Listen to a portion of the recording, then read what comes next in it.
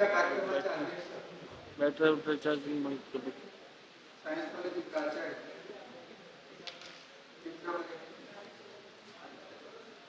Shinde sir, त्या कार्यक्रमाचे संयोजक माझे विद्यार्थी मित्र आणि हे सगळं घडून आणणारे आणि असंच कितीतरी घडून आणणारे मराठीतील लेखक डॉक्टर अनुराग घवेकर. प्रेक्षकांमध्ये उपस्थित असलेले अनेक जण असे की ज्यांच्या एकट्यासाठी असे एक एक व्याख्यान द्यावं आणि मग माझं काय चुकलं होतं हे त्यांच्याकडून ऐकावं असेही आहेत.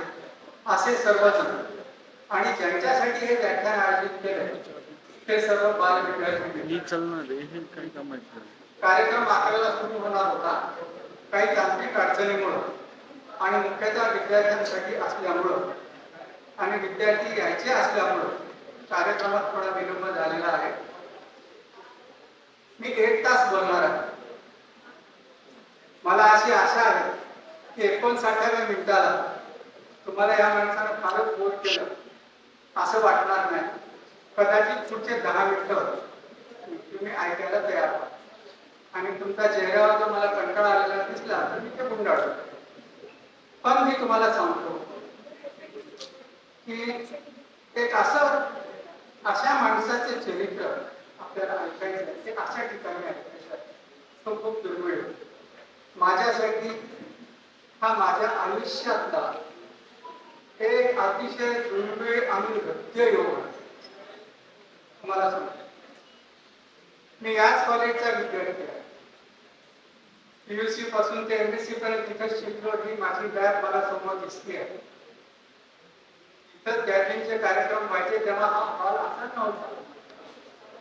याच कॉलेजमध्ये या व्यासपीठावर मी बोलतोय. याच कॉलेजचा विद्यार्थी असणाऱ्या एका विद्यार्थ्याच्या स्मरणार्थ असलेल्या प्रतीकांच्या वतीने इथलाच विद्यार्थी असणारा एक विद्यार्थी डॉक्टर ते आयोजित करतो. हे सगळ्याच लोकांना मला खूप विशेष ज्यांच्या कृती हे सगळं किती विशेष आहे बघा. तुम्हाला पाहायला मिळणार नाही आजच्या जगात.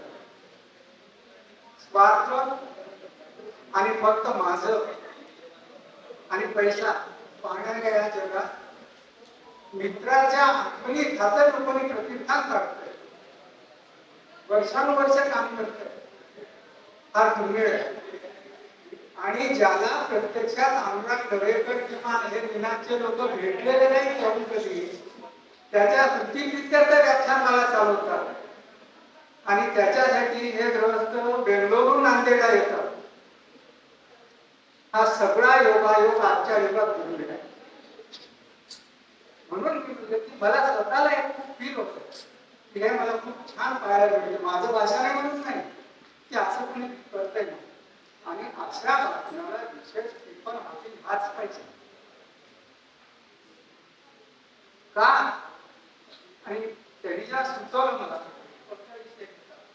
तेव्हा मी हा स्टीफन हॉकिंगचा विषय सुचवला की हेच होतं की डॉक्टर शंतनू आंबेडकरांचं आयुष्य हे जणू काय स्टीफन हॉकिंगच्या व्यक्तिमत्वाचे प्रतिबिंब.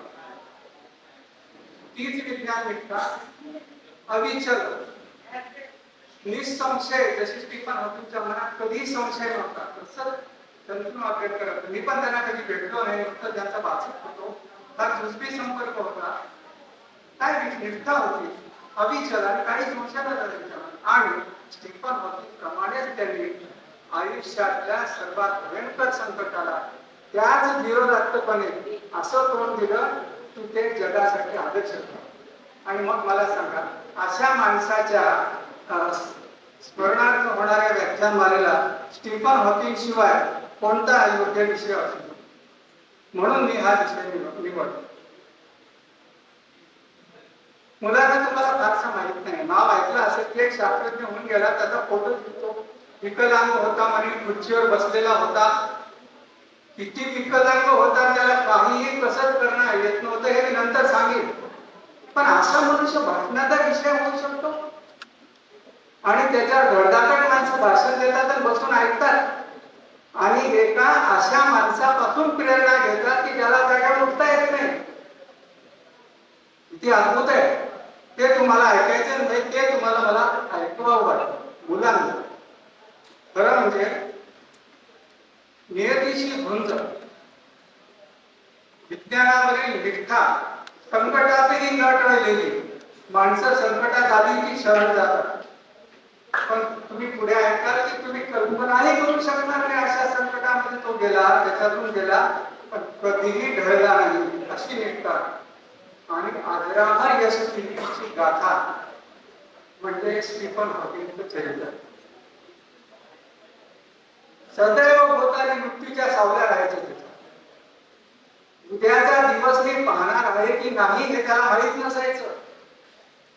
खोटं नाही सांगत, अतिशयोक्ती नाही, तुम्हाला पुढे कळेल घटना. दैवाचे आघात असे होते की ते तुम्ही ऐकतानाच ठरवून जा. आणि असं वर्तन हा पुरुष विश्वाच्या रचनेचा स्वर घेतो. अशा माणसाची ही कथा तुमच्या पिढीने ऐकलीच पाहिजे असं मला वाटतं. म्हणून हा विषय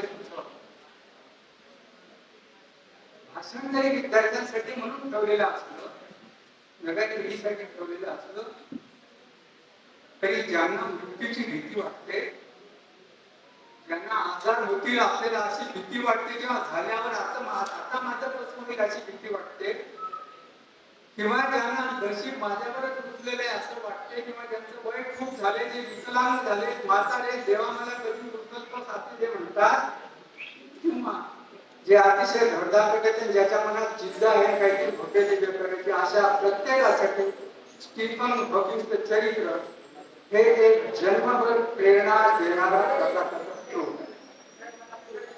अजून एक मुद्दा, स्टीफन हॉकिंग, स्टीफन हॉकिंग आणि कृष्ण रिव्हराची. कृष्ण रिव्हर म्हणजे ब्लॅक होल म्हणून तुम्ही ऐकले काहीतरी असतं म्हणे आकाशात, आणि ते ब्लॅक होल प्रत्येक गोष्टीला ओढून घेतं म्हणे, आणि त्याच्यात पडलेला प्रकाश सुद्धा बाहेर येऊ शकत नाही म्हणे, आणि तारा मृत झाल्यानंतर ब्लॅक होल तयार होता असं म्हणतात. स्टीफन हॉकिंग मध्ये मला ब्लॅक होलच दिसतो. दोघांचं आयुष्य मला सारखं वाटतं, म्हणून मी गेलो गोष्ट स्टीफन हॉकिंगची आणि कृष्ण रिव्हर. तारा मृत झाल्यानंतर त्याचं कृष्ण रिव्हर बनतं. स्टीफन हॉकिंग आहे असा तेजस्वी तारा, आणि तारा मृत झाल्यावरही त्याच्यात किती शक्ती असते हे तुम्हाला ब्लॅक होल बद्दल मी माहिती देईल जेव्हा कळेल. स्टीफन हॉकिंग विकलांग झाल्यावर त्यांनी काय करून दाखवलं हे तुम्हाला त्या चरित्रातून दिसतं. अशी ही गाथा आपण थोडक्यात तिचा आढावा घेऊ. हा डिटेल सांगणं होणार नाही, पण मला माहिती आहे की जर मला सांगता आलं जसं मला सांगायची इच्छा आहे तसं, आणि जर तुम्ही ऐकलं तर तुम्ही नक्कीच स्टीफन हॉकिंग बद्दल अधिक माहिती घ्याल. आणि जेव्हा जेव्हा तुमच्या जीवनामध्ये भयंकर काहीतरी घडतंय आणि घडणारी अशी भीती तुम्हाला वाटेल, तेव्हा तुम्हाला स्टीफन हॉकिंग नक्कीच आठवेल. असा हा अद्भुत शास्त्रज्ञ आहे. थोडीशी विज्ञानाची पण माहिती त्यासोबत देण्याची माझी इच्छा आहे. ब्लॅक होल म्हणजे काय, ते कसं तयार होतं बघा. मला अशी आशा आहे की फारसं बोर नव्हतं आपण या प्रवासाला मिळतो. पहिली स्लाइड घ्या. स्टीफन हॉकिंग हे इंग्लंड मधले,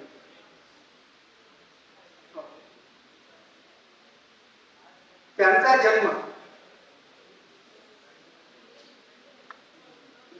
फ्रँक हॉकिंग आणि इझाबेल हॉकिंग या दाम्पत्याच्या पोटी इंग्लंडमध्ये 8 जानेवारी 1942 रोजी झाला. 2 बहिणी धाकट्या आणि एक भाऊ नंतर दत्तक घेतला त्याच्यामध्ये. तर हे पोरं जगणार होतं ना, 2च वर्षात मरणार होतं त्या आजारात, म्हणून दत्तक घेतलेला भाऊ. त्याचे वडील डॉक्टर होते. हा मुलगा बालपणी बऱ्यापैकी हुशार होता. शालेय शिक्षण झाल्यानंतर तो ऑक्सफर्ड मध्ये गेला. त्या कुटुंबाबद्दलची एक कथा अशी आहे, म्हणजे अशा आठवणी झाल्या तर खूप जगप्रसिद्ध झाल्या, अनेक कथा दंतकथा आल्या असं सांगतात. त्यांच्या घरी काम करणारी जी बाई होती, वडील तर डॉक्टर होते, प्रसिद्ध होते, आणि स्टीफननी असं सांगितलंय आपल्या चरित्रात पुढे की माझं मॉडेल, रोल मॉडेल माझे वडील होते. हे जगात फार दुर्मिळ आहे. माझं रोल मॉडेल माझे वडील होते. हा मनुष्य मुलाला व्यवस्थित वाढायचं, पण त्याला एक होतं की आपल्या पद्धतीने तुम्ही वाढा. त्यांच्या घरी काम करणाऱ्या बाईने आठवणीत सांगितलंय की एक विक्षिप्त घर, इथं प्रत्येक जण आपापल्या लहरीत राहायचा. प्रत्येक जण वेगवेगळ्या खोलीमध्ये आपापल्या कोपऱ्यात कुठेतरी वाचत बसलेला असायचा आणि प्रत्येकाला माझं जेवण इकडेच घेऊन ये असं तिला सगळ्याला तिथं तिथं नेऊन जेवण द्यावं लागायचं. इतके विक्षिप्त लोक होते असं तिने. विक्षिप्त माणसं काहीतरी करतात ना. तुम्हाला पुढे वाटेल की आपल्यात थोडा विक्षिप्तपणा आहे, तेवढा काही प्रॉब्लेमॅटिक नाही.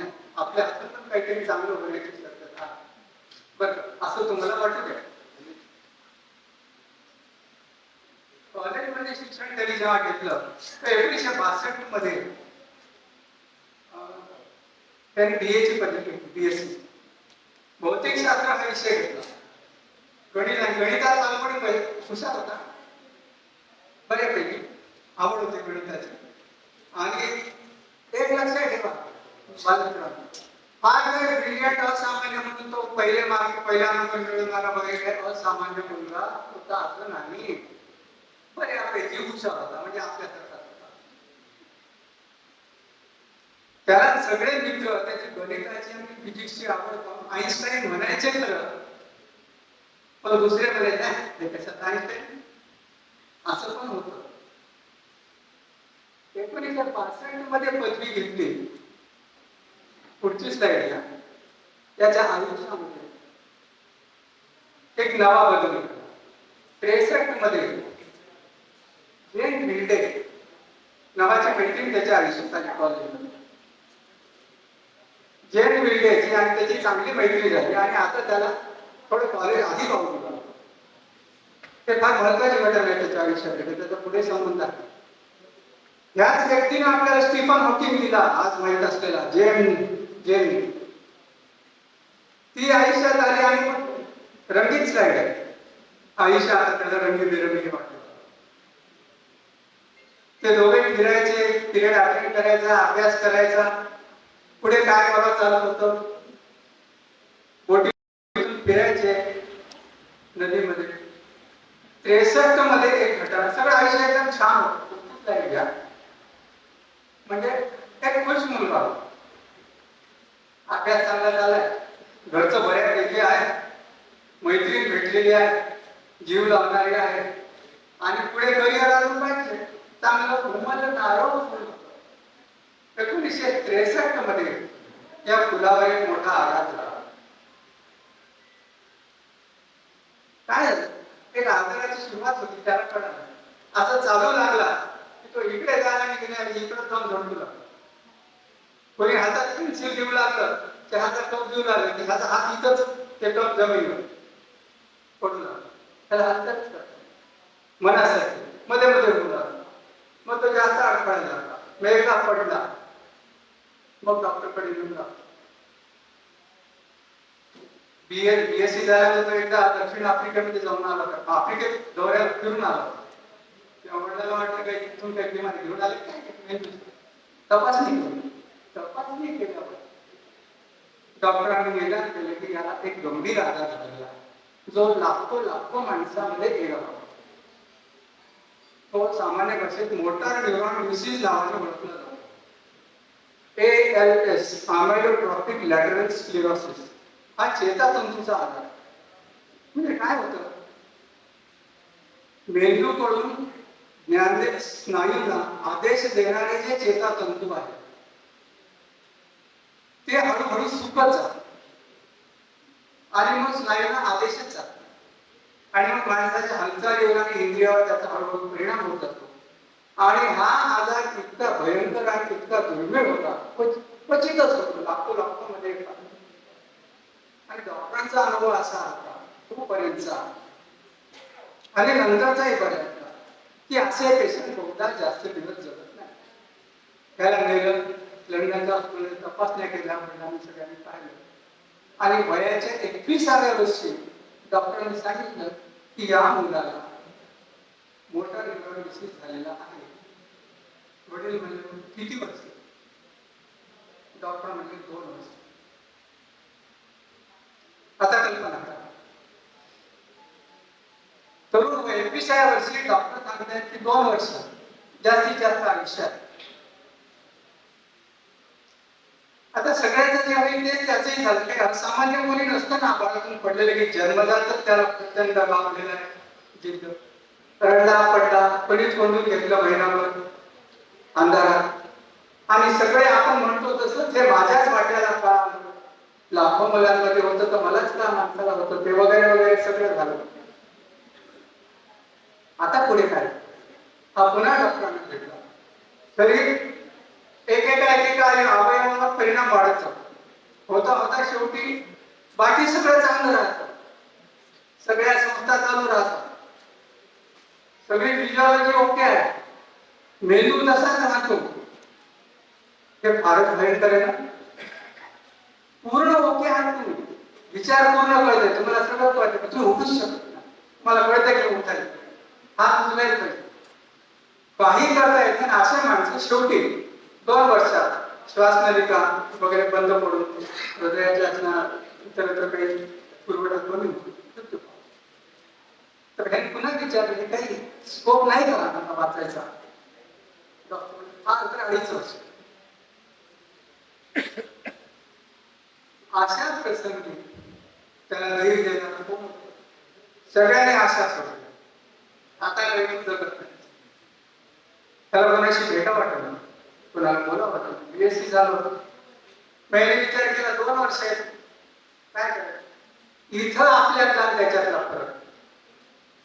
मग आता उरले 2 वर्षात एमएससी तरी करून घ्या, पीएचडी तरी करून घ्या, रिसर्च करा. दुसरं कोणी असं करत नाही.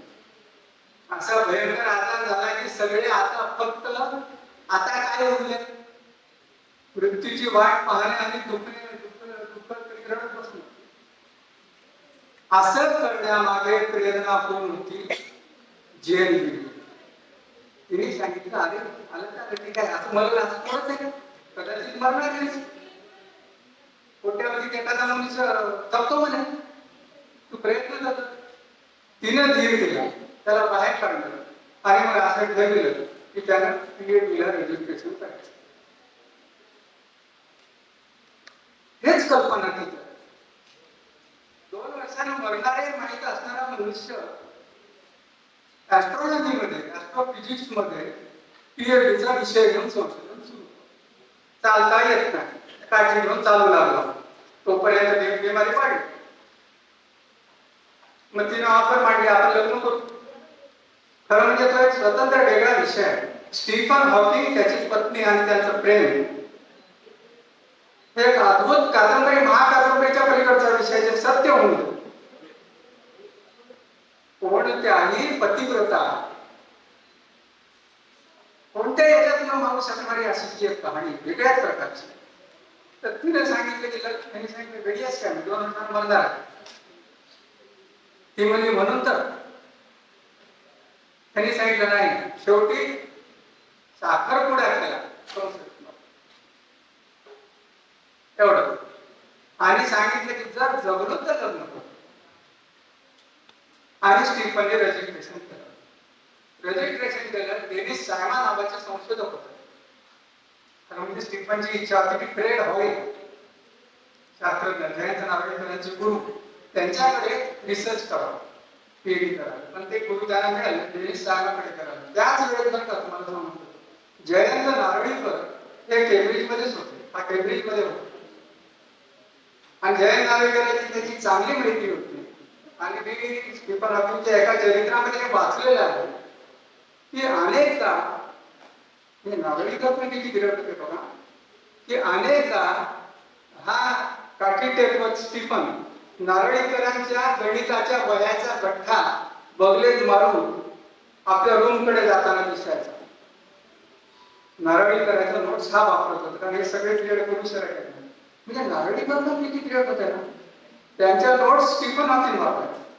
आणि असं तो अभ्यासाला गेला. मग त्यांनी साहेबाकडे गेला, तिथं त्यांनी विषय घेतला पीएचडीला. काय होता विषय? विश्वाची निर्मिती एका बिंदूतून झाली असं म्हणतात. असा तो सिद्धांत होता. त्यावेळी त्याला काही अस्तित्व नव्हतं, नुसती कल्पना होती. कारण सगळ्यात जोरात होते स्टेडी स्टेट थिअरी मानणारे जे नारळीकर आणि फ्रेड व्हाईट. त्यावेळेस बिग बँग थिअरी जी आहे ती अगदी पाल्यावस्थेत होती, कोणी गिनत नव्हतं त्याला. ते स्टीफन हॉकिंगच जबाबदार आहे त्याला जास्त प्रस्थापित करणं. त्या विश्व ज्या बिंदूतून सुरू झालं त्या विषयावर विचार करावा असं त्याला वाटलं आणि त्या विषयात तो विषय अभ्यासाला घेतला. सिंग्युलॅरिटी हा विषय घेतला आणि नव्या विश्वाची सुरुवात. मी असं टायटल का दिलं? स्टीफनच्या आयुष्यात नव्या विश्वाची सुरुवात झाली. मरणारे म्हणता म्हणता विषय काय घेतला? पीएचडी करून. आणि सिंग्युलॅरिटी विषय काय? नव्या विश्वाची सुरुवात ज्याच्यावर होते तो विषय. असं सुरू झालं. संशोधन सुरू आहे. तो रेल्वेने जायचा, तो रेल्वेने यायचा. तरी तो पण प्रसंग दिला जातो. एक मिनिटात थांबतो. त्याला सिंग्युलॅरिटी विषय कसा लक्ष द्यावं. ते ब्लॅक होलचं भाषण माझं जरी ऐकलं, कधी पुढे वाटलं तर युट्यूबवर आहे, ते ऐका. त्याच्यात हे आहे की तारा जेव्हा नष्ट होतो तेव्हा सगळं आकुंचन पावत पावत पावत एका बिंदू छोट्या जागेत गोळा होतो. जिथे हे सगळं गोळा झालेलं असतं त्याला म्हणतात सिंग्युलॅरिटी. ते थोडं थोडं लोकांना समजू लागलं. स्टीफन हॉकिंगने अशी कल्पना केली की तिथं काय असतं, म्हणजे विश्वाच्या सुरुवातीला काय. ते विश्वाला कसं जोडलं माहितीये का? त्यांनी सांगितलं मी एकदा रेल्वेतून येत होतो, रेल्वे इकडे जात होती, समोरची रेल्वे मागे जात होती. तेव्हा एकदम माझ्या डोक्यात आलं की तारा आकुंचन पावत पावत लोकांना कळत एवढा मोठा तारा एवढ्या जागेत कसा मावतो. मी सांगणार आहे. असं आकुंचन पावत पावत येतो. ह्याचं जर आपण शूटिंग केलं आणि हीच रील जर रिव्हर्स फिरवली तर, उलटी फिरवली तर शून्यातून विश्व निर्माण होताना दिसेल. मग स्टीफन म्हणला तीच तर सिंग्युलॅरिटी आहे ना. मग असं जर आपण त्याचा अभ्यास करू, हा विषय घेतला. असा अभ्यास केला. अभ्यास चालू होता. शेवटी पुढची स्लाइड.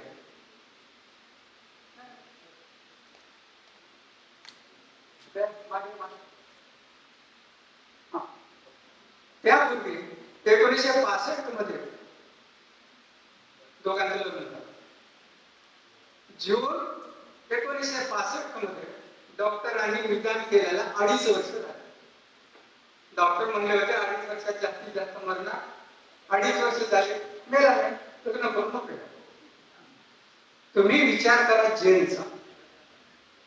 काय स्त्री होती, काय मुलगीच होती. त्याच्याहून लहान 23 वर्ष वय होतं त्या स्टीफनचं. ती त्याच्या बरोबर 1 वर्षांनी लहान. ती मुलगी जो कोणत्याही क्षणी मरू शकतो अशा एका माणसासोबत आपलं आयुष्य बांधून घेतो. आणि माहिती आहे की हा विकलांग होत जाणार आहे. म्हणून मी म्हणलं की हे एक अद्भुत, कोणत्याही सिनेमात कुठं देणार नाही अशी प्रेम कथा, ज्याच्यात मुळीच थिल्लर पाहणे, ज्याच्यात फक्त कर्तव्य आणि महान विचार हे दिसतो. लग्न केलं म्हणून मी शब्द दिला, दैवाला आणि मृत्यूला आव्हान दोघांनी दिलं. तू याला मारतोस का? मी जगवून टाकतो. तुम्हाला रक्त करतोस का? विजय म्हणत आपण.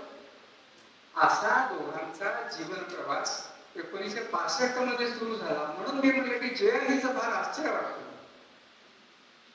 काय. आणि सगळं ते हळूहळू त्याचा करीत गेली. सुरुवातीला हळूहळू त्याचं पळवायला पण वाढत गेलं, पण चालतही नाही गेलं. विचार करून घेतली, पैसे लावू लागले. मग थोडे पैसे कमावू लागले. पीएचडीचा रिसर्च चालू होता. स्कॉलरशिप थोडी मिळायची. 1966 मध्ये पुढची स्लाइड, त्याला पीएचडी मिळाली. पीएचडी मिळाला, पुढचा अभ्यास सुरू केला. स्कॉलरशिप मिळाला. त्याचा पीएचडीचा तिथे जे अक्षर दिले त्याच्या पीएचडीचंच पान आहे. सिंग्युलॅरिटीला विषय संशोधन केलं. त्याचं वैशिष्ट्य हे होतं, तुम्ही मला तुम्हाला समजू पण शकेल. बघा, क्वांटम मेकॅनिक्स नावाचा एक प्रकार. म्हणजे काय, हॉकिंगचा सगळ्यात वेगळे पण कुठे आहे, तो अद्भुत आणि महान काय की आपलं जे सगळं आयुष्य चालतं ते न्यूटनच्या नियमानुसार चालतं.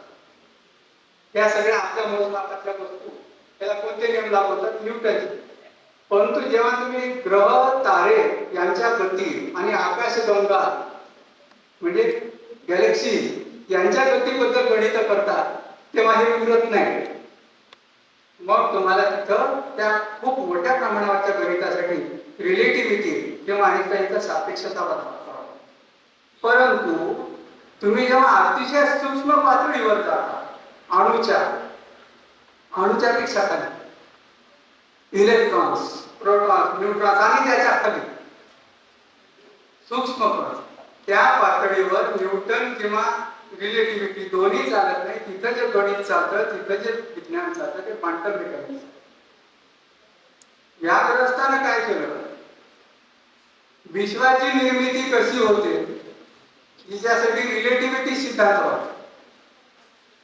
कशातून होते, शून्यातून, छोट्या पदार्थातून. म्हणजे तिथं काय वापरायला पाहिजे, क्वांटम मेकॅनिक्स. असं अद्भुत वापरलं म्हणजे त्याच्या संशोधनाला त्या काळात स्मिथ पारितोषिक जे अतिशय प्रतिष्ठ मानलं जातं ते मिळालं होतं पीएचडीला.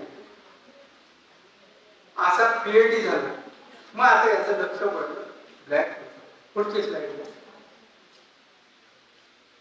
आता लक्षात ब्लॅक होल स्टीफन हॉकिंगचं नाव जोडलं गेले. आज तुम्हाला मला हा शब्द कॉमन वाटतो. त्या काळात ही 70ची गोष्ट आहे.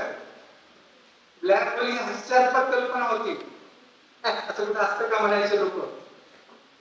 एक तारा किंवा महाप्रचंड तारा किंवा आपल्या सूर्याच्या लाखोपट असणाऱ्या तारा लांब म्हणून एका गावा एवढ्या जागेत बसतो. काही पण तो विषय आम्ही निवडला. तो विषय निवडला. पुस्तकाचं टायटल घेतलं what is inside black hole. Black hole बद्दल लोकांना असं माहिती होतं की असं काहीतरी होऊ शकतं. म्हणतात की तारा इतका लहान होतो, त्याचं गुरुत्वाकर्षण इतकं होतंय की त्याच्यात गेलेली, जवळ गेलेली प्रत्येक वस्तू मध्ये जाऊन पडते त्या ब्लॅक होल मध्ये. आणि इतकं गुरुत्वाकर्षण की प्रकाश सुद्धा मध्ये गेला तर बाहेर येऊ शकत नाही. प्रकाशाचा वेग 3,33,000 किलोमीटर. त्या ब्लॅक होल कडे याचं लक्ष गेलं की आपण यावर संशोधन करायचं आणि ब्लॅक होल वर संशोधन करून त्यांनी जे काही मांडलं त्यामुळे ब्लॅक होलला अस्तित्व निर्माण झालं तत्वात. प्रॅक्टिकल अजून नाही की हे स्टीफनने लोकांना मान्य करावे की ब्लॅक होल असतच असा बचला. आणि हे कल्पना नाही हे सगळं याबद्दल त्याचं जे संशोधन आहे ते त्याने डॉक्टर पेनरोज नावाचे संशोधक होते, फार महान आहेत. डॉक्टर पेनरोजच्या सोबत संशोधन केलं ब्लॅक होल आणि सिंग्युलॅरिटी, ब्लॅक होलची रचना, ब्लॅक होलचे नियम. गमत बघा, एक गोष्ट अस्तित्वात आहे की नाही याबद्दल वाद आहे आणि तिच्याबद्दल एक रस्ता नियम मांडत आहे. आणि हे नियम म्हणजे कल्पना नसतं बरं काय संशोधनात, विज्ञानात. मी असं बघतो, मला अशी कल्पना सुचली, असं असेल का, असं नसतं. गणिताने सिद्ध व्हावं लागतं सगळं. लॉजिक आहे, मॅथमॅटिकल प्रूफ्स लागतात सगळे. ते मांडलं की ज्या ब्लॅक होल मधून तुम्ही म्हणता की काहीच बाहेर येऊ शकत नाही, एका वस्तूमध्ये गेली की गेलीच, प्रकाशच येऊ शकत नाही तर बाकी काय. त्या ब्लॅक होल मधून एक रेडिएशन बाहेर कसं पडतं आणि का पडतं हे पण त्यांनी सांगितलं. त्याचं नाव हॉकिंग रेडिएशन. मी नंतर सांगणार आहे. हे त्यांनी 1974 मध्ये मांडलं आणि आता स्टीफन हॉकिंग जगप्रसिद्ध झाले.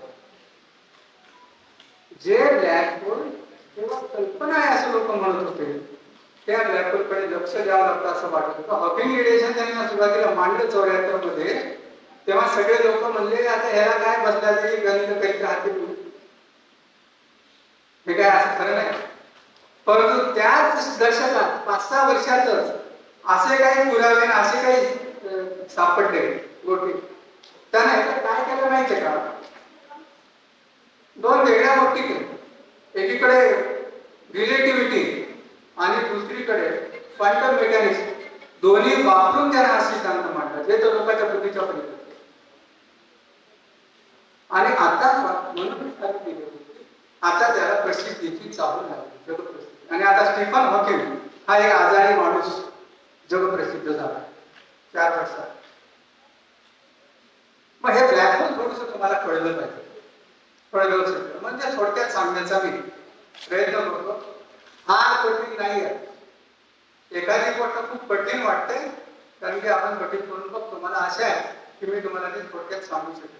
त्या कारण स्टीफन हॉकिंगच्या पर्यंत ब्लॅक होल म्हणजे काय होतं लोकांच्या डोक्यात आणि पुढे काय झालं हे कळल्याशिवाय त्याचं मार्ग मी तुम्हाला कळणार. पुढची स्लाइड घ्या. पृथ्वीची स्वार्थचाईल्ड त्रिज्या असलेल्या गोष्टी दाखवल्या. स्वार्थचाईल्ड नावाचा शास्त्रज्ञ जन्म चालू करू ना मुलं, बोलत नाही ना. हा, स्वार्थचाईल्ड त्यांनी आइन्स्टाईनचा रिलेटिव्हिटीचा निबंध जनरल रिलेटिव्हिटीचा 1915 मध्ये प्रकाशित झाला. तेव्हा तो त्याला गणित करीत होता त्या वेगवेगळ्या ठिकाणी जाऊन. त्यानं रिलेटिव्हिटीचे सापेक्षतेचे गणित म्हणून असं शोधून काढलं फॉर्म्युले वापरून की जर कोणतीही वस्तू किती लहान होऊ शकते त्याला एक लिमिट आहे. समजून घ्या, कोणती वस्तू किती लहान होऊ शकते. वर बोलायचं नाही, वर बसलेले मुलं, मी शिक्षक राहिलेला आहे आणि मला वर्गात कोणी बोललेलं चालत नसेल. त्यांनी काय सांगितलं की कोणती वस्तू तुम्ही किती लहान करू शकता याला एक लिमिट. साधी म्हणजे तुम्ही जर सूर्य लहान करीत करीत गेला, सूर्याला दाबत गेला किंवा सूर्य आकुंचन पावत गेला तर सूर्य 8 किलोमीटर व्यासाच्या गोळ्याहून लहान होऊ शकत नाही. ओके, आकाशगंगा जर आकुंचन पावली तर एका ताऱ्यापेक्षा लहान होऊ शकत नाही. बर, पृथ्वी जर लहान लहान होतील तुम्ही दाबत गेला, ती आकुंचन पावत गेली ते एका बोटी एवढी लहान होऊ शकते, त्याच्याहून लहान होऊ शकते. ओके, ती जी त्रिज्या आहे त्याला त्यांनी त्याच्या नावाने ओळखलं शॉर्टचाईल्ड त्रिज्या. आणि त्या स्थितीत त्या वस्तूच्या पृष्ठभागावर गुरुत्वाकर्षण इतकं असतं की प्रकाश सुद्धा बाहेर पडत नाही. एवढंच त्यांनी शोधून काढलं. ओके, एखादी वस्तू किती आकुंचन पाहू शकते याला लिमिट आहे. ती जास्तीत जास्त जेवढी आकुंचन पावली शॉर्टचाईल्ड त्रिज्या एवढी लहान झाली की तिची गुरुत्वाकर्षण इतकं होतं की तिच्यातून प्रकाश सुद्धा बाहेर पडू शकत नाही. हा शोध लावला दुर्दैवाने तो 2 वर्षातच मरण पावला. नाही तर त्याच्या हातूनच ब्लॅक होलचा शोध लागला. पण ह्याच्यात ऐकलं लोकांनी मला बरं आहे, बरोबर आहे, सगळं बरोबर दिसते, पण सूर्याला कोण दाबून लहान कशाला करेल किंवा तारा उगत आकुंचन पावत पावत स्वतःला कशाला लहान करून घेतो. म्हणजे हे आहे बरोबर आहे, शॉर्टचाईल्ड त्रिज्या असते त्यावेळी गुरुत्वाकर्षण इतकं होईल की सूर्याचा प्रकाश पण बाहेर पडतो. खरं आहे, पण कशाला होईल लहान एवढं गोष्ट. त्या जगात अशी कोणतीच शक्ती नाही की जी कोणाला एवढं लहान करू शकेल. इथं येऊन विज्ञान थांबलं होतं 13 वर्ष. एका भारतीय शास्त्रज्ञानाची कोंडी पडली, त्याचं नाव चंद्रशेखर, सुब्रमण्यम चंद्रशेखर, सी.व्ही. रामन यांचे पण नातू. यांनी 1929 मध्ये एक शोध लावला. फार वाजत होता. त्यांनी जेव्हा शोध लावला तेव्हा सगळे त्याला हसू लागले. आता शोध म्हणजे पुराव्याविषयी गणिती सिद्धांताने नुसता मांडलं. त्याने असा सिद्धांत मांडला की तारे सूर्याच्या पेक्षा मोठे तारे, सूर्याच्या 1.4 पटीपेक्षा मोठे तारे. आपला सूर्य आहे फार मीडियम चिल्लर आहे, त्याच्या लाखोपट मोठे तारे. तर सूर्याच्या 1.4 पटीपेक्षा मोठे तारे जर त्यांचं इंधन भिजलं, तारा भिजला तर त्याचं पुढे काय. त्यांनी सांगितलं की जर सूर्याच्या पेक्षा मोठा तारा भिजला तर तो त्याच्या श्वार्टचाईल्ड त्रिज्या एवढा लहान होईल. म्हणजे त्याच्यावरून प्रकाश पण बाहेर पडू शकणार नाही. पण असं का होईल? विजय का असं होऊ शकतं का? आर्थर एडिंग्टन नावाचे महान संशोधक होऊन गेले, फारच मोठे त्या निबंध जेव्हा मांडला त्याने, कोणी चंद्रशेखर तरुण होते, 1929 मध्ये मांडला तेव्हा ते हसले. ते म्हणले काय बोलायचं, काय सांगायचं. या चंद्रशेखरला 40 वर्षांनी नोबेल पारितोषिक मिळाले याच संशोधनाला. आणि त्याच्यात महत्वाचा वाटा होता स्टीफन. कारण यांचं संशोधन लोकांच्या समजेच्या काळाच्या इतकं पुढं होतं, जसं स्टीफन हॉकिंगचं होतं, की लोकांना हे समजू शकलं नाही.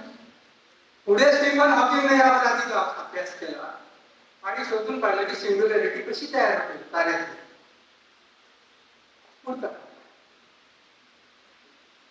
आता इथं तुम्हाला समजू शकेल ब्लॅक होल कसं तयार होतं.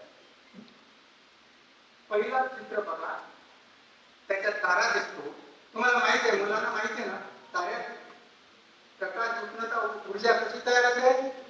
ताऱ्याच्या अंतरंगामध्ये ताऱ्यात हायड्रोजन वायू भरलेला आहे आणि त्याच्या अंतरंगामध्ये केंद्रकीय संमिलन प्रक्रिया म्हणजे फ्युजन रिएक्शन होतं, न्यूक्लिअर फ्युजन, आणि हायड्रोजनचं रूपांतर हिलियम मध्ये होतं आणि ऊर्जा तयार. हायड्रोजन बॉम्बची क्रिया म्हणजे हायड्रोजनचं रूपांतर हिलियम मध्ये होत जातं आणि प्रकाश मिळतो प्रचंड. हळूहळू काय होईल, हायड्रोजन संपत जाईल, हिलियम तयार होत जाईल. म्हणजे एक वेळ अशी येईल की हायड्रोजन संपेल म्हणजे प्रकाश बाहेर पडणं थांबेल. तारा दिसणार आहे तर नक्की आपला सूर्य सुद्धा दिसणार. 60 वर्ष वाट बघा, सूर्य पण दिसणार. साध्या ताऱ्यात आता हा सूर्य आपल्या पूर्वजांनी पाहिला तेव्हापासून त्या आजपर्यंत आहे तेवढाच लहान होत नाही. ताऱ्याचा आकार आहे तेवढाच राहतो का?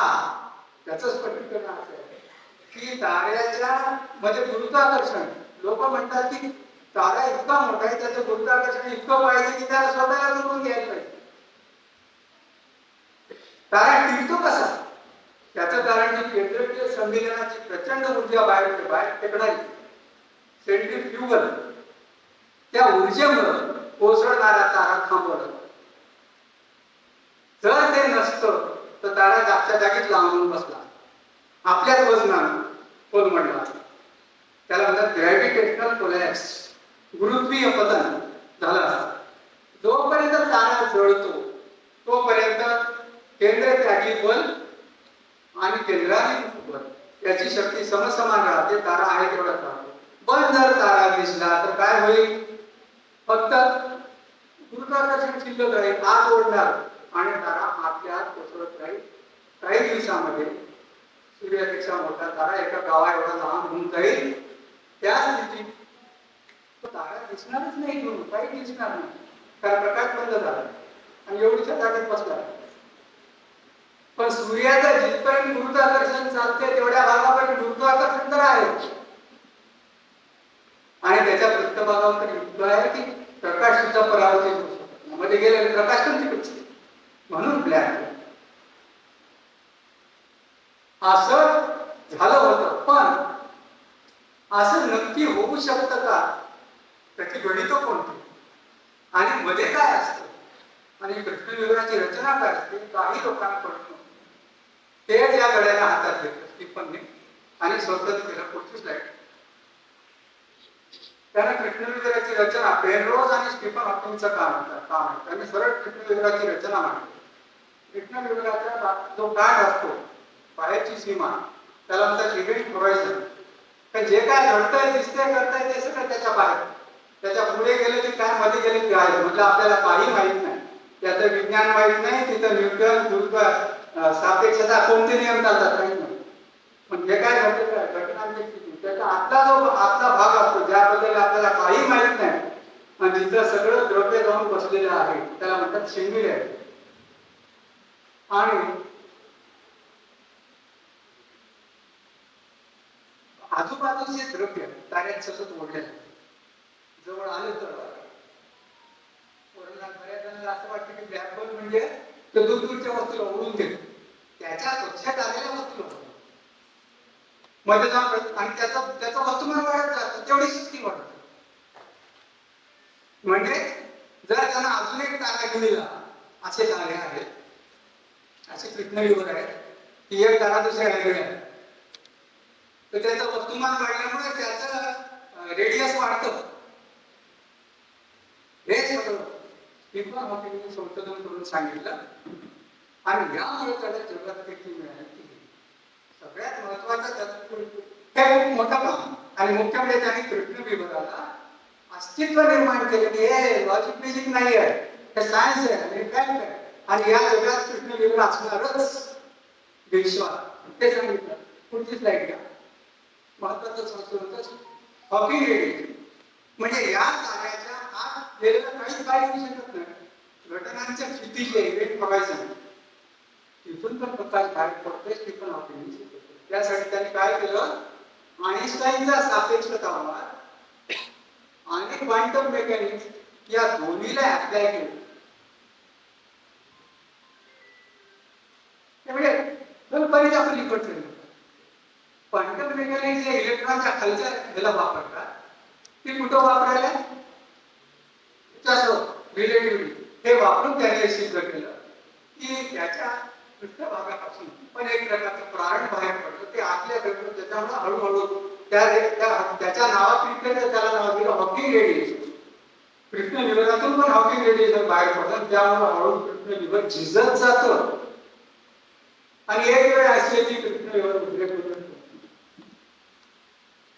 त्यांनी जेव्हा मांडलं तेव्हा त्याला कुणी काही कृष्णविवर कुठं आधी तर होणार तेच आहे म्हणाले, कुणी नको होते, परंतु पुढे हे सगळं निर्विवाद आहे, हे सिद्ध झालं आणि हॉकिंग रेडिएशन हे त्याला नाव देण्यात आलं. त्याच्या नावाने ते प्रसिद्ध.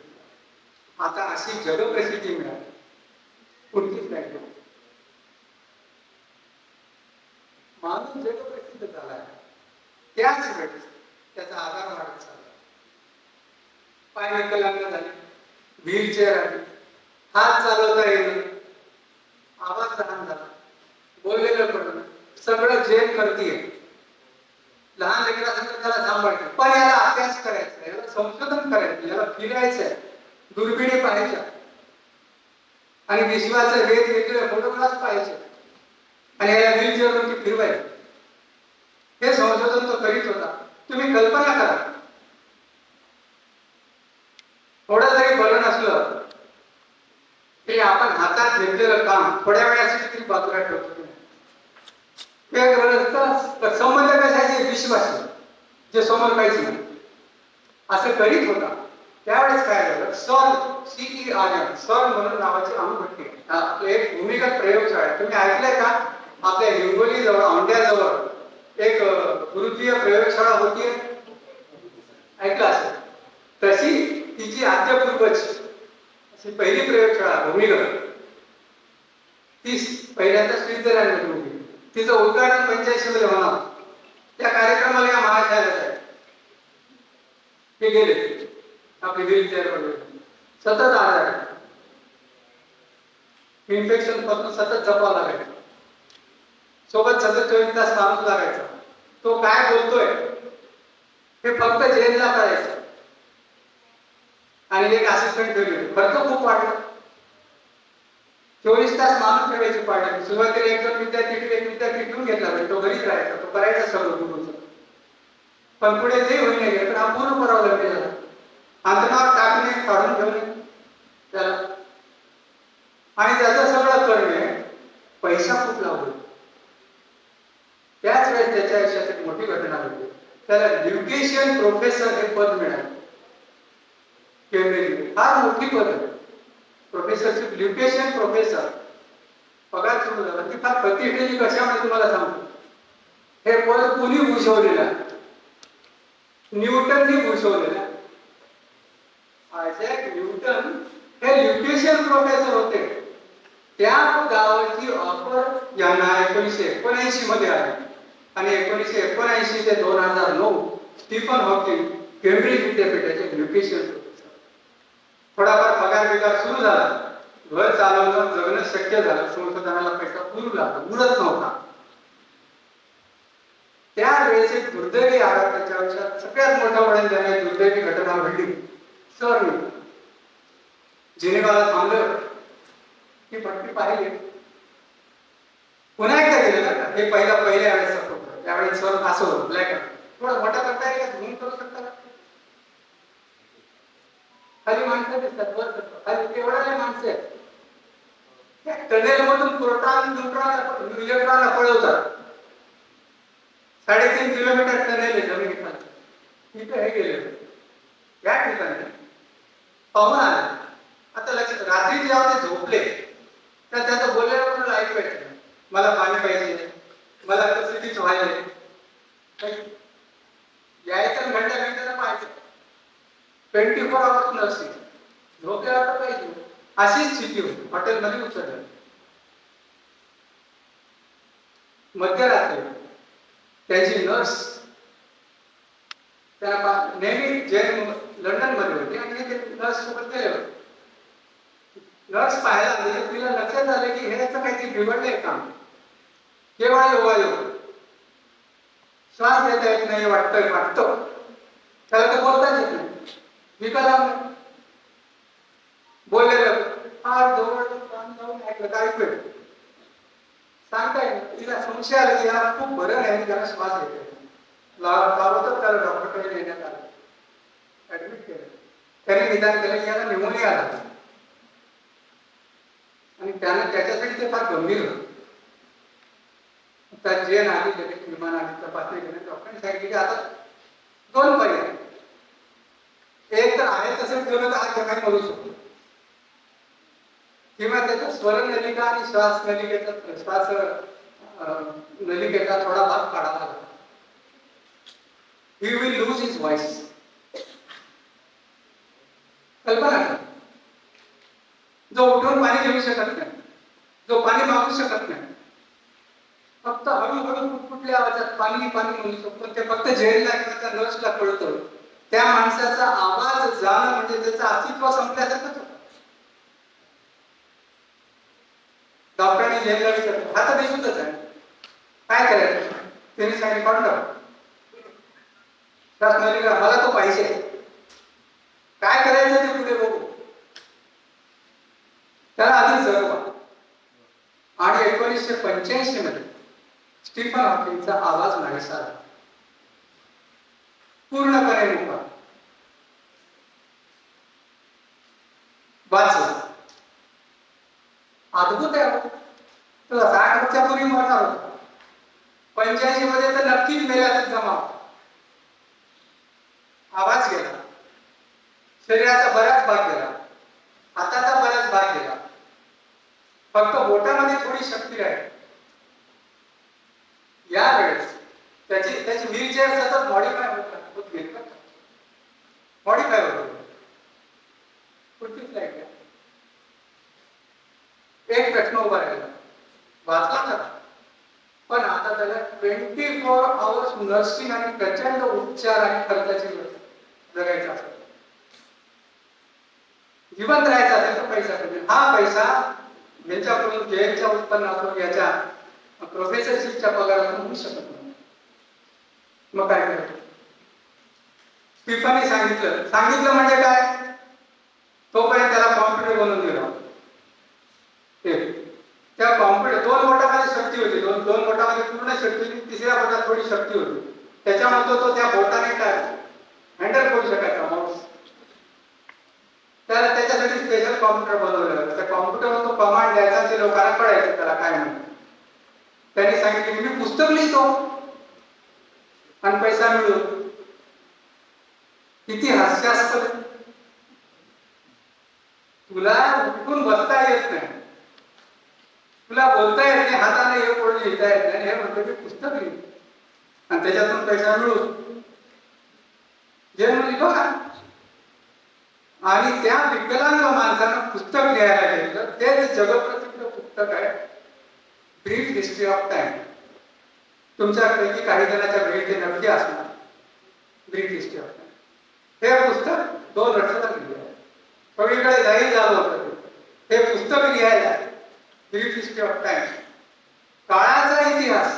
मी तुम्हाला ब्रीफ हिस्ट्री ऑफ टाइम सांगाल. हे पुस्तक कसं निर्माण झालं त्याचा इतिहास. उदर पैसे मिळवायसाठी लिहिलं. पहिली आवृत्ती निघाली, हातोहात खुपली. जगातल्या बेस्ट सेलर पैकी 6 वर्ष बेस्ट सेलर होतं ते यादी. आणि त्या पुस्तकानं आजपर्यंत त्याच्या 1 कोटी प्रती गेलेल्या आहेत. जगातल्या 47 भाषेत भाषांतर झालेलं आहे. माझ्याकडे 2 मराठी भाषांतर आहेत. मलाच करायचं होतं पण कोणीतरी आधीच करून टाकलं होतं एका. बघा, त्याच्यातून स्टीफनचा खर्च भागवला. म्हणून मी म्हणलं की याची कथा अशी आहे की तुम्ही जर कोणाला सांगू लागले तर कोणाचा विश्वास नाही. पैसे, पुस्तक विकून पैसे मिळेल, पुस्तक लिहून. आणि त्या ब्रीफ हिस्ट्री ऑफ टाइम मध्ये बरोबर शोकेस प्रतिष्ठेची गोष्ट झाली. तुमच्या घरी ब्रीफ हिस्ट्री ऑफ टाइम दिसलं नाही? म्हणजे आहे ना माझ्या मित्रांनी असं समोर जावं लागलं. हे करणारा मनुष्य 98% विकलांग आहे. जगभर त्याचं पुस्तक, आणि हा अटी घालतोय प्रकाशकाला, पॅन्टम पब्लिकेशन्सला. पुस्तक देतो पण प्रत्येक विमानतळात जगातलं ते पुस्तक उपलब्ध होईल याची व्यवस्था करीत असला तर देतो. आणि ऍडव्हान्स मला इतका द्यावा लागला. काय करावं, माझ्या डोक्यात फार चांगल्या कल्पना आहेत. माझं लेखन या क्वालिटीचे काय सांगा, पण प्रकाशक कशी नांदेड तुम्हाला माहिती मराठीतला प्रकाशन व्यवसाय काय आहे. ते वाचक चांगले लोक पुस्तकं चिकत घेतलं नाही. शुद्ध सोनं आणि शुद्ध हिऱ्याची कथा ही असणार. मला बोलता येते तरी मी अटी घालू शकतो, मी वाद घालू शकतो, तर मी वाटाघाटी करू शकत नाही प्रकाशकाशी. त्याने अटी, आणि अशा प्रकारे पुस्तक लिहिलं, गाजलं. आणि मग बरेच जण त्याला स्टीफन हॉकिंगला ब्रीफ हिस्ट्री ऑफ टाइमचा लेखक म्हणून ओळखतात. पुढची स्लाइड. ही 85 ची गोष्ट. 80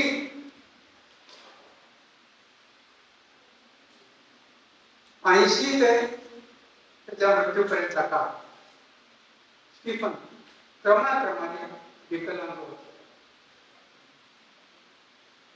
त्याच्या आयुष्याचं एका वाक्यात वर्णन करू का? रात्रंदिन आम्हा युद्धाचा प्रसंग. आणि ते युद्ध कसं आहे? जीव घेणं. उद्याची सकाळी स्टीफन जिवंत राहील की नाही हे त्याला माहिती, त्याच्या बायकोला माहिती, कुणालाच नाही.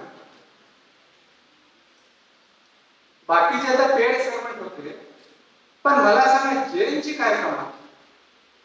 ज्या निष्ठेने, जिद्दीने आणि अखंड प्रेरणा देऊन तिने त्याला जिवंत ठेवलं.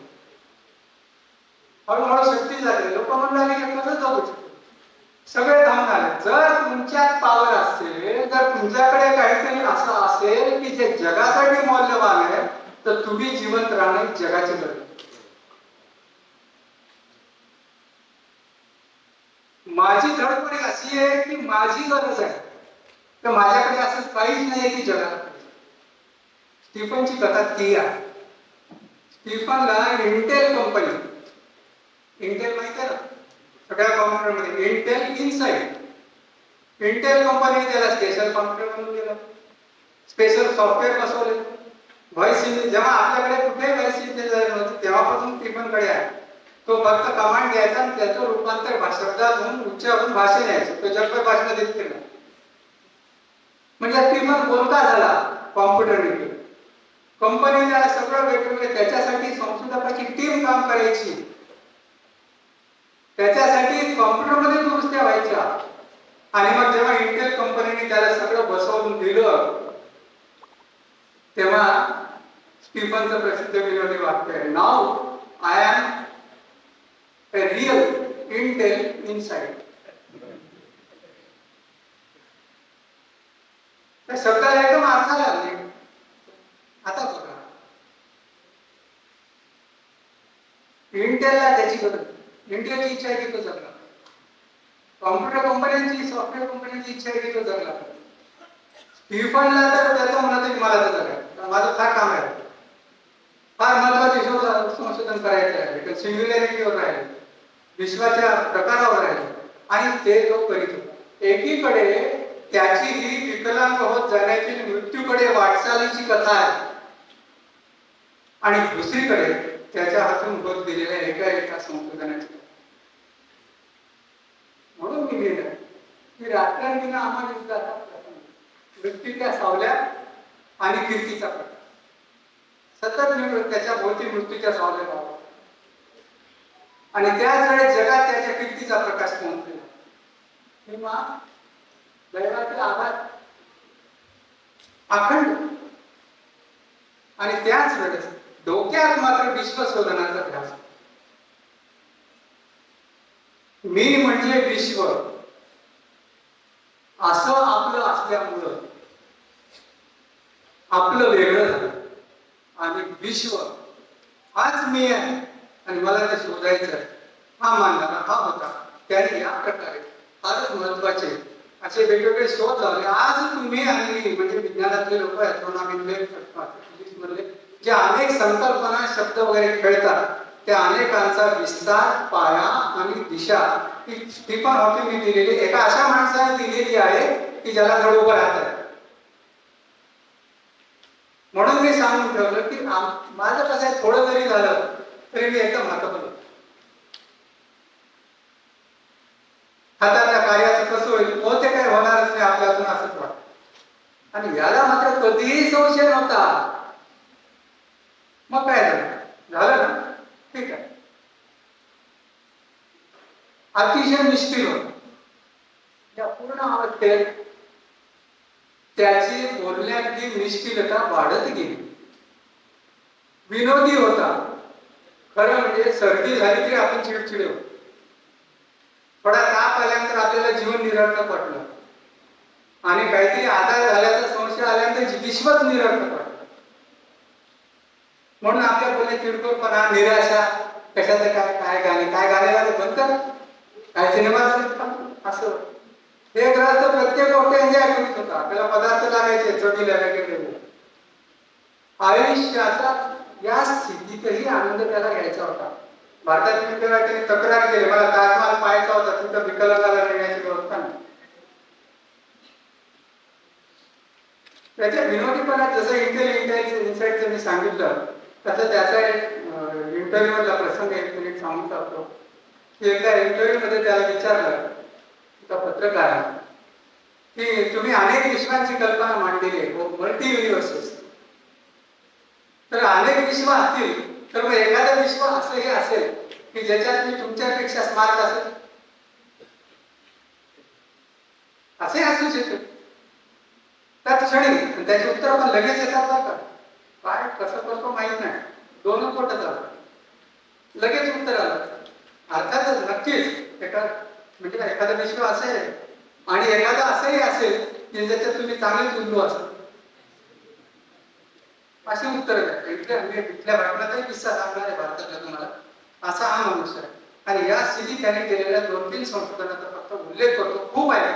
खरं म्हणजे स्टीफन हॉकिंग माझ्यासाठी असा विषय आहे की कोणी जर तयार झालं तर मी त्याच्यासाठी सप्ताह लावायला तयार. भागवत सप्ताह स्टीफन हॉकिंग सप्ताह मला श्रोता पाहिजे असो. तर तुमचा अंत पाहत नाही. तर पुढची स्लाईड.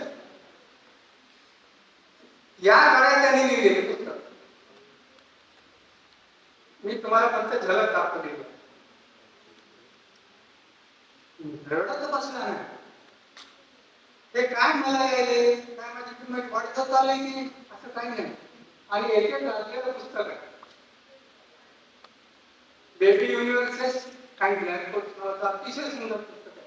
ही अशी अनेक पुस्तकं गेली, याच्यामध्ये फक्त 5 पुस्तकं गेलेली, त्याची बरीच पुस्तकं आणि अनेक ठिकाणी असतात. पण त्या दुकानात पुस्तकाच्या गेली तरी तुम्हाला दिसतात. त्या पुस्तकावर त्याला राईड खूप मिळते भरपूर. त्याच्यामुळे स्टीफन हॉकिंग पैसेवाला मनुष्य झाला. आता एक कोणी तुम्हाला स्टोरी सांगतात लोक तुम्हाला भेड्यात काढतील, काही बंडल मारले, याच्यापेक्षा तर मराठी सिरियल चालले कल्पना विलास करून. इतकं तो भयंकर असं कार्य त्यांनी करून टाकलं की लोकांना विश्वास असणार. आता पुस्तकाचा फक्त झलक दाखवली. एक पुस्तकावर बोलण्यासाठी पुढचीच आहे. त्याच्यात शोधापैकी अत्यंत महत्वाचा शोध जो आहे तो विश्वनिर्मितीवरचा संशोधन. मी तुम्हाला आता सांगितलं सुरुवातीला की सिंग्युलॅरिटी, सगळं ब्लॅक होल एका ज्या जागेत मावतो, सगळ्या तारा, तो ब्लॅक होलची सिंग्युलॅरिटी. आणि त्यांनीच हे कल्पना मांडली की विश्वाचा उगम, बिग बँग ज्याला म्हणतात, ते बिग बँग म्हणजे एका सिंग्युलॅरिटीतून झालेला विस्तारच तर आहे ना. मग ती सिंग्युलॅरिटी कशी असेल, तिचं स्वरूप काय असेल, आजही कोणाची तिथे डोकं चालतं, तिथं काय असेल, तिथं फिजिक्सचे कोणतेही नियम चालत नाही, चालतात की नाही हे पण माहित नाही, कारण तिथं काळच नाही, काळही नाही, काळाचा उगम. हे विश्वनिर्मितीचं चित्र जे आहे त्याचा पहिला जो बिंदू आहे, बिग बँगचा पहिला बिंदू, त्याला म्हणतात सिंग्युलॅरिटी.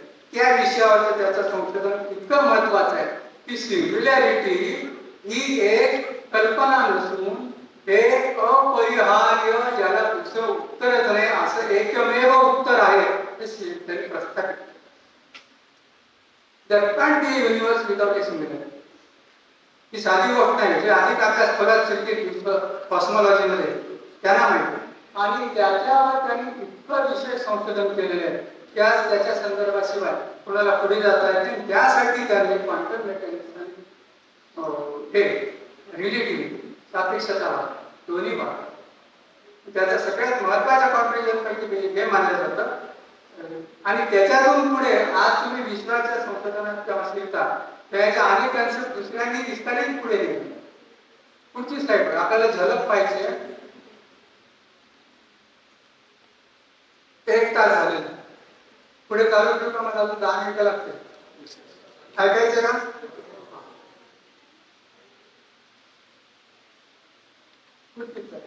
दुसरी त्याची अतिशय गाजलेली अशीच महत्वाची कल्पना मल्टी युनिव्हर्सेस, संकल्पना. म्हणजे कसं वाटतं, हे सगळं ऐकल्यानंतर माझे मित्र नाही, पण मला काय वाटते की हे असं असं, अरे या कल्पनेला तिथे काय मिळत नसते विज्ञानात. कोणाही डोकं लढवते, कोणी इमॅजिन करत. गणितानं तुम्हाला ते मांडून दाखवावं लागतं हे असं. त्या आधारे त्यांनी सिद्धांत मांडला की एकाच वेळी अनेक विश्व अस्तित्वात असू शकतात आणि त्या विश्वाचं स्वरूप वेगळं असू शकतं. मी मल्टी युनिव्हर्सेस सुद्धा काही प्रकार सुचवले. डॉटर युनिव्हर्सेस, एका विश्वातून दुसऱ्या विश्वात गेली, एकाच वेळी अनेक विश्व, पॅरलल युनिव्हर्सेस. त्याच्यासाठी त्यांना अनसर्टेनिटी प्रिन्सिपल म्हणून क्वांटम मेकॅनिक्स मध्ये अनिश्चिततेचे तत्व, ख्रिश्चन हायसेनबर्ग, त्याचा वापर याने केला. म्हणजे कल्पना हीच बुद्धी. कधी कधी मला असं वाटतं, असं म्हणतात ना की जेव्हा तुमची निर्वाणीचा क्षण येतो, आता बस संपलं सगळं, त्या क्षणी तुमच्या सर्व क्षमता उफाळून जागा. त्याचं जगात सर्वोच्च उदाहरण स्टीफन. सगळं नटवलं त्याच्या सगळ्या क्षमता, बुद्धीच्या, मानवी बुद्धीच्या कमाल क्षमता या क्षणी उफाळून आल्या. असे सिद्धांत त्याच्यावर पुस्तक आहे. हे सगळ्या कवी कल्पना नाही, पॅरलल असे सिद्धांत त्यांनी मांडले. अजून पुष्कळ मांडले. त्याच्यापैकी दुसऱ्या प्रसिद्ध त्याचा मिनी ब्लॅक होल थेअरी. जसे मोठे ब्लॅक होल्स आहेत, मोठे म्हणजे काही ब्लॅक होल्स एवढे आहे की त्याचे आकाशगंगा मावतील. हे फार मोठं असं जग आहे, ब्लॅक होलचा वेगळा दिशा आहे. तर हे सगळं स्टीफन हॉकिंग मांडलं. आणि अशा प्रकारे मी पहिला फोटो दाखवलेला दिसतो, एकीकडे विकलांग होता आणि दुसरीकडे तो संशोधन करतो. त्याचे पेपर प्रकाशित होतात नेचर मध्ये. तो हॉकिंग रेडिएशनचा त्याचा निबंध जो आहे तो नेचर सगळ्यात प्रतिष्ठित प्रकाशित झाला.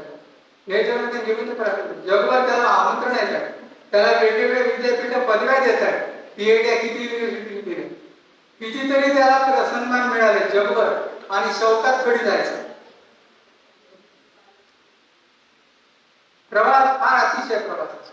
आवडतात आणि असं सगळं करीत त्यांनी सगळ्या कॉस्मॉलॉजीचं स्वरूप बदलून टाकलं. जी काल कल्पना किंवा अशक्य वाटत होतं ते वास्तव नव्हे अपरिहार्य कसा ब्लॅक होल झाल्याशिवाय राहूच शकत नाही इथपर्यंत सिद्ध करून स्टीफनने दाखवलं. छोटी लाईट बघा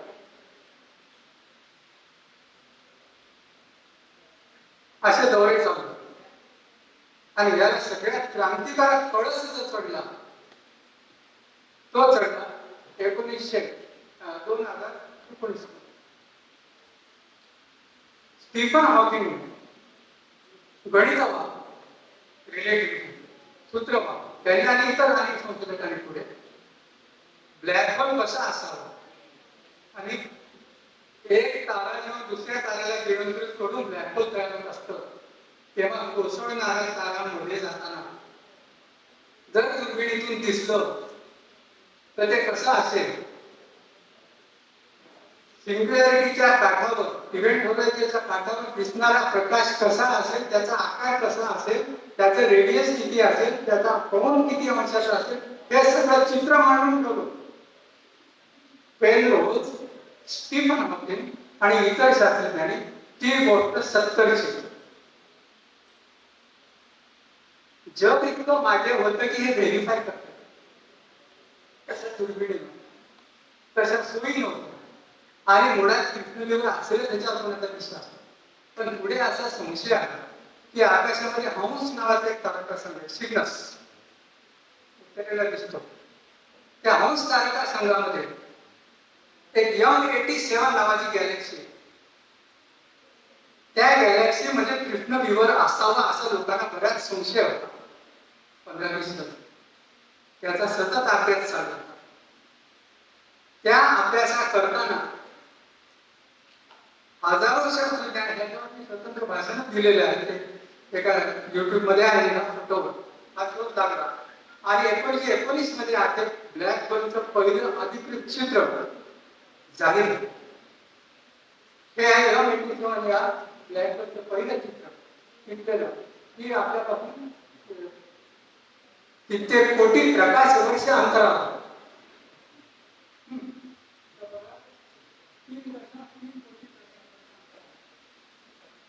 आणि पृथ्वी त्या 36 लक्ष पट सूर्य आपल्या पृथ्वीच्या 3,33,000 पट आहे. सूर्य आपल्या पृथ्वीच्या 3,33,000 पट आहे. त्याच्या 36 लक्ष पट मोठं हे ब्लॅक होल आहे. त्या ब्लॅक होलचे छायाचित्र प्रकाशित झालं. हजारो शास्त्रज्ञांनी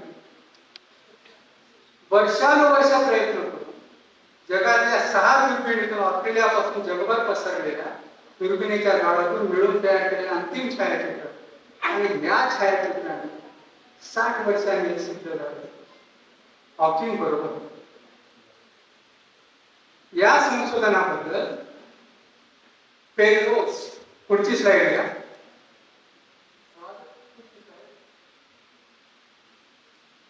रॉजर पेनरोज त्यांना 2020 मध्ये नोबेल पारितोषिक मिळालं. लक्षात घ्या चंद्रशेखरला पारितोषिक मिळालं. नोबेल पारितोषिक सिद्धांत मांडला 50 वर्ष. विश्वनिर्मितीची बिग बँगचा सिद्धांत मांडणारा केबल्स नावाचा शास्त्रज्ञ त्याला प्राइज मिळालं नोबेल प्राइज सिद्धांत मांडल्यानंतर 60 वर्षांनी. हे ॲस्ट्रॉनॉमीत असतात आणि विज्ञानात असतात. तिथं पारितोषिक म्हणजे चिल्लर गोष्ट नसते. पुराव्यानं सिद्ध व्हावं तुम्ही किती मोठे असाल. जेव्हा 60 वर्षांनी हे मिळालं त्या फोटो मधलं सगळं गणितानुसार निघालं तेव्हा रॉजर पेनरोजला पारितोषिक मिळालं नोबेल पारितोषिक. पण त्यावेळेस स्टीफन हॉकिंग नव्हते. कारण नोबेल पारितोषिक मध्ये अशी सोय आहे अट आहे की फक्त जिवंत असलेल्या माणसालाच मिळेल. आणि ते जर असते स्टीफन हॉकिंग तर स्टीफन हॉकिंग आणि रॉजर पेनरोज त्यांना निश्चितपणे विभागून मिळाला. म्हणून तो क्षण पाहिला स्टीफन हॉकिंग होते. पण काय सगळं ते ब्लॅक होल म्हणजे कोण आहे स्टीफन हॉकिंग, स्टीफन हॉकिंगचं आयुष्य त्या तुमच्या माझ्यापेक्षा लक्षावधी पण मोठ्या असणाऱ्या ताऱ्यापेक्षा वेगळं काय आहे? स्टीफन हॉकिंग पृथ्वीच आहे. त्यापूर्वी स्टीफन हॉकिंग जगभर दौरे करीत होते. हा असा म्हणजे त्याला भाग नाही, पैसे लागायचे, मानधन मिळायचे आणि हौस होती फिरण्याची. जगभर जपान पासून सगळ्या जगात वाटत. अशा भाषण देत फिरताना ते भारतातही आले. ते भारतात आले होते इसवी सन 2001 मध्ये. स्प्रिंग 2000 नावाचे कॉन्फरन्स, इंटरनॅशनल कॉन्फरन्स भारतात बसली. स्ट्रिंग थिअरी नावाची एक विश्व निर्मितीची थिअरी आहे. त्या थिअरीवर जगातले सगळे संशोधक भारतात आले होते. त्याच्यासाठी स्टीफन हॉकिंग आले आणि त्यावेळेस त्यांचं व्याख्यान भारतात सन्मुखानंद हॉलमध्ये झालं. त्या व्याख्यानासाठी मी इथून गेलो होतो. माझ्या आयुष्यातला अत्यंत अविस्मरणीय असा प्रसंग आणि धन्यता वाटणारा तो आहे. स्टीफन हॉकिंगला प्रत्यक्ष जाऊन पाहून बोलून आलो. तर त्यावेळेस तिथं आधीचा फोटो घ्या. हा जो फोटो आहे हा माझे विद्यार्थी मित्र अजय आंबेकर यांचा. आपले नांदेडचे येते अजय आंबेकर. ते त्यावेळेस मुख्यमंत्र्यांचे माहिती सहाय्यक होते फार वर्ष आणि या कार्यक्रमाचे संयोजक ते होते. आणि सन्मुखानंद हॉलच्या 2750 खुर्च्या पूर्ण भरलेल्या होत्या. एकही सीट रिकामी नव्हती. सगळं बुकिंग ब्रिटिश काउन्सिल करीत होतं. अजय आंबेकरांनी प्रयत्न करून एक पास मिळवला आणि त्यांच्या पासवर मला पाठवलं आणि ते घरी बसले. त्यावेळेस मी ते भाषण ऐकलं. ते मला तुम्हाला 2 मिनिटं त्याबद्दल ऐकायचं. त्या भाषणाबद्दल पुढची स्लाईड. कुटुंब भरलेलं सन्मुखानंद सभागृह, सगळे इकॉनिक ग्रेट माणसं मी वगळता, सगळे इकॉनिक महान माणसं ज्यांना पाहिल्यावर आपण फक्त बाबा. त्यावेळेस स्टीफन हॉकिंगची दुसरी बाई, दुसरी जे नव्हते ती त्यांना व्हीलचेअरवर घेऊन आली. त्यावेळेस ती पूर्ण विकलांग होता आणि एक असिस्टंट होता नील नाव, नील, आणि ती सुशांतीचं नाव. तर त्यांनी स्टेजवर आणलं. प्रचंड टाळ्याचा कडकडाट. माझ्यासाठी अंगावर रोमांच आणणारा क्षण. कारण चित्रपटातले मोठे मोठे हिरो पण होते. आता मला नाव वाटत नाही, फार महान मोठी अशी हिरोईन माझी होती. अतिशय बुद्धिमान असणारे पत्रकार, मृत बाजार पत्रिका कलकत्यात, तिचा पत्रकार. एक पुढील माणसं उभा आहे. काटा का आला माझ्या नावाचा. हा जो मनुष्य आणलाय अशी मान दिसते. त्याला मान अशी हलवता येते. त्याच्या व्हीलचेअरला मागे क्लॅम्प लावले. तो क्लॅम्पला असं पडते त्याची मान आणि थोड्या वेळ झाला की ती मान पुन्हा घसरायची आणि मधून ती यायची भिंगेतून बायको त्यांची आणि त्याची मान पुन्हा सरळ करून द्यायची. ती आली, तिने व्हीलचेअर ठेवली, त्यांची मान सरळ केली, लॅम्प बरोबर केला. हे सगळं आम्ही म्हणजे टाळ्या वाजवत उभे होतो. हे सगळं होईपर्यंत विचार करा, आम्ही सगळे दंडात होतो. हाती पायी धावत होतो. लांब लांब चालून जाऊ 500 किलोमीटर गेलो होतो. त्याच्यात एकाने ग्रेट होते, अनेक जण महानच होते. हा एक विकलांग मनुष्य होता जो पायावर उभं सुद्धा राहू शकत नव्हता आणि स्वतःची मान सुद्धा स्वतःच्या मर्जीने हलवू शकला होता. आपण एका अशा माणसासाठी 3000 माणसं टाळ्या वाजवत उभं राहतात.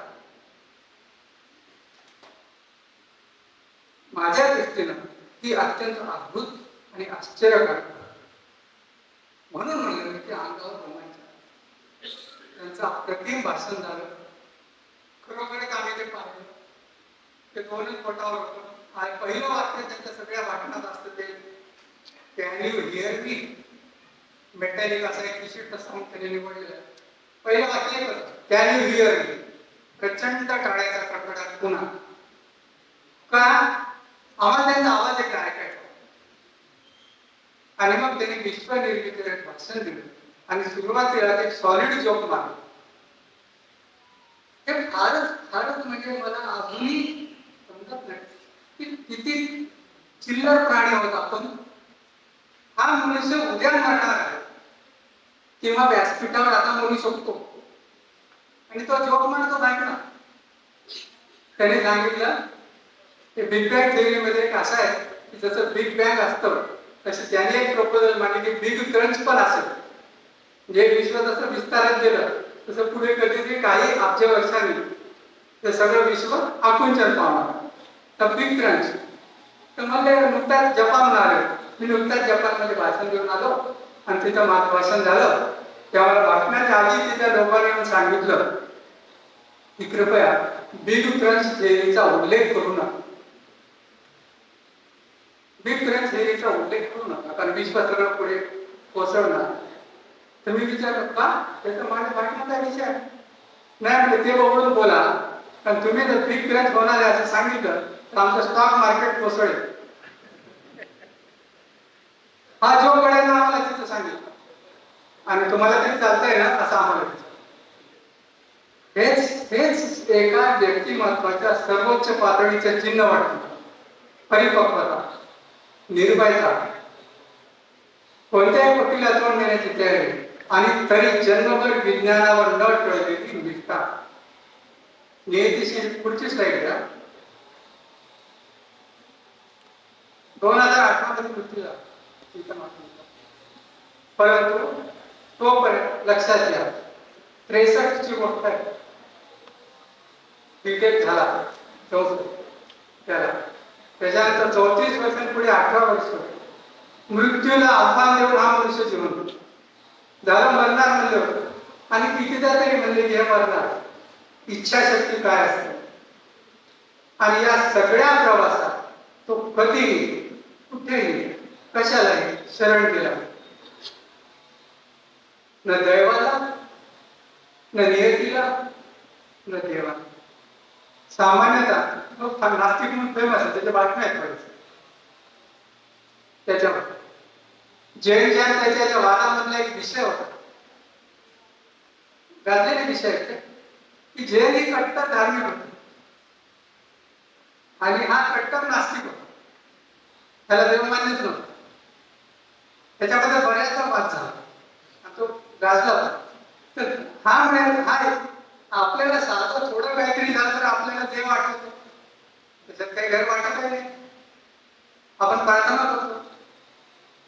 या स्थितीत पुन्हा पुन्हा जाऊन एकदाच नाही पुन्हा पुन्हा जाऊन हा कुठेही शरण गेला नाही. हा म्हणला ही जैन म्हणली तर असं कसं बोलतो. जर देव नसता तर एका 21 वर्षाच्या पोरीनं 2 वर्षाला मरणाऱ्या असं माहीत असणाऱ्या माणसाशी लग्न केलं असतं. दर रविवारी चर्च मध्ये जायचे. मी धार्मिक होते म्हणून तुझं सगळं. तो म्हणला हो बरोबर आहे पण देव असता तर मुळे मी आजारीच पडलो नसतो ना. असा वाद त्यांचा नेहमी चालतो. असं करणारा हा मनुष्य त्याचं आयुष्य म्हणजे एक महान संदेश आहे पूर्ण. आणि तो त्याच्याबद्दल मी काय सांगण्याऐवजी तो काय म्हणतो. एका विकलांग जीवाने किती दिलेली झुंज आहे. किती पराकोटीची विज्ञान निष्ठा असू शकते. किती पराकोटीचा आत्मविश्वास असू शकतो. किती पराकोटीचं समर्पण असू शकतं. प्रेम काय चीज असते. काय त्यागाचा अर्थ काय आहे आणि या सगळ्याला मानवी पातळी कशी आहे. न जैन देव होती न स्टीफन देव. अनेक दोष होते की त्याच्यावर बोललो नाही. व्यक्तिमत्व प्रत्येकाचे असतात. पण या सगळ्याच अद्भुत असं चित्रण असणारं आयुष्य म्हणजे स्टीफन हॉकिंग. कधीही तुम्हाला आयुष्यात काही भीती वाटली, संकट आलं, निराश वाटलं, उदास वाटलं तर आठवण्याचा काय एक माणूस आहे स्टीफन हॉकिंग.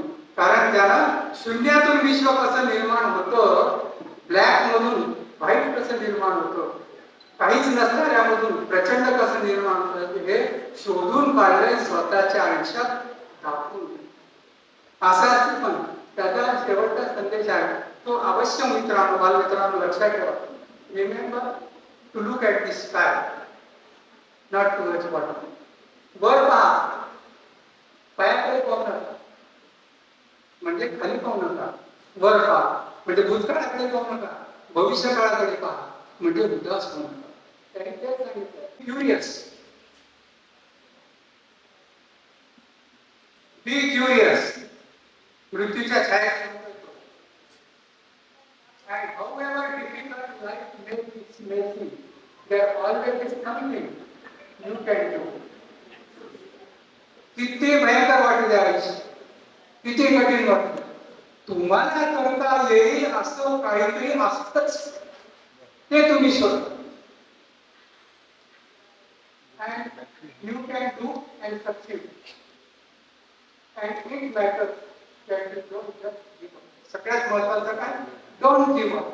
शरण जायचं नाही, हात टेकायचं नाही, आता काहीच होऊ शकत नाही असं मानायचं. हाच तिथून आपल्या आयुष्याचा संदेश आहे. या विषयावर मला बोलण्याची संधी मिळाली हे माझं भाग्य समजतं.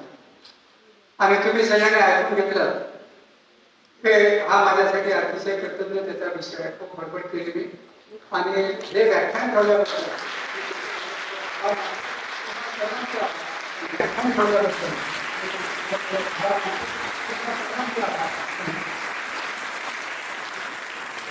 अद्भुत. या शब्दाशिवाय तर काही शब्द नाहीत माझ्याकडे. एका अनोख्या जिद्दीची